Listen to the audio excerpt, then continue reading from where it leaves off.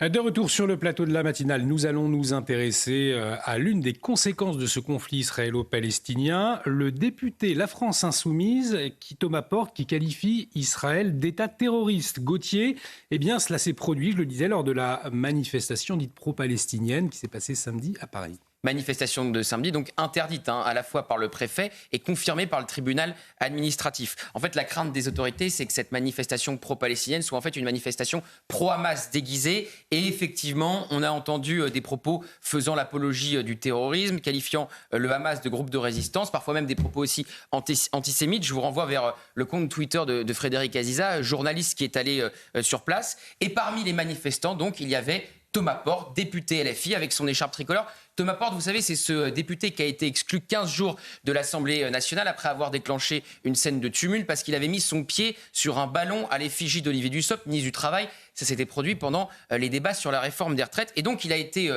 interrogé par Frédéric Aziza, qui était présent à cette manifestation, qui l'a couverte. Et regardez ce qu'il dit, comment effectivement il qualifie Israël. Pour lui, c'est un État terroriste.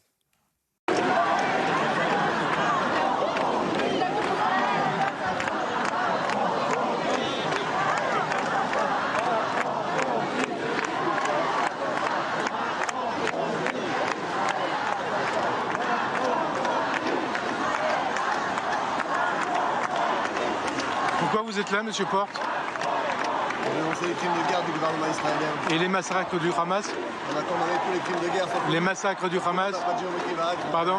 Les massacres du Hamas? Les massacres du Hamas? On a condamné tous les crimes de guerre. Les massacres du Hamas? Les massacres du Hamas?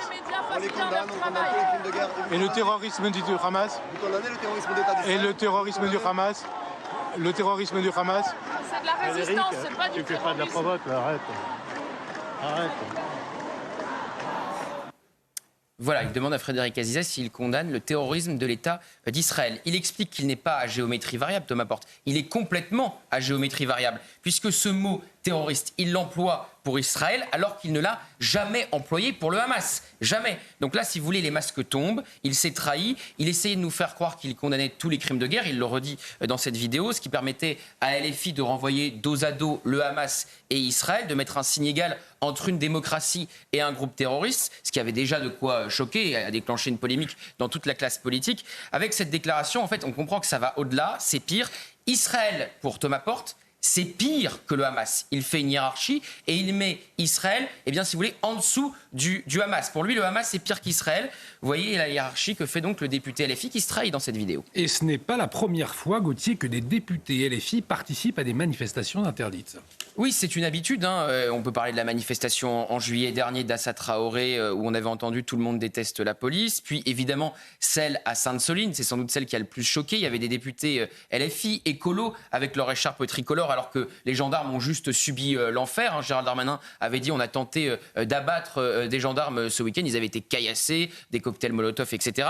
Alors à chaque fois, ils viennent avec leur écharpe tricolore, narguer les forces de l'ordre, alimenter le chaos, tout conflictualiser. C'est leur stratégie, quitte à porter une responsabilité politique si ça déborde. Et qu'est-ce que l'on risque, Gauthier, si l'on participe à une manifestation interdite ? Quand on participe seulement, c'est pas le cas quand on l'organise, mais quand on participe seulement, pas grand-chose. Une amende de 135 €. On savait que cette manifestation aurait lieu malgré l'interdiction, on en parlait déjà vendredi, malgré l'interdiction du préfet. Alors quand on interdit la manifestation, il y a moins de monde. Il y avait entre 3 à 4 000 personnes, alors que quand elle a été autorisée le week-end dernier, il y en avait 15 000. Ce qui a changé quand même, il faut le dire, c'est le nombre de verbalisations. Il y en a eu plus de 1400, donc quasiment un manifestant sur deux a reçu une amende de 135 €. Il y a eu par contre à peine une vingtaine d'interpellations.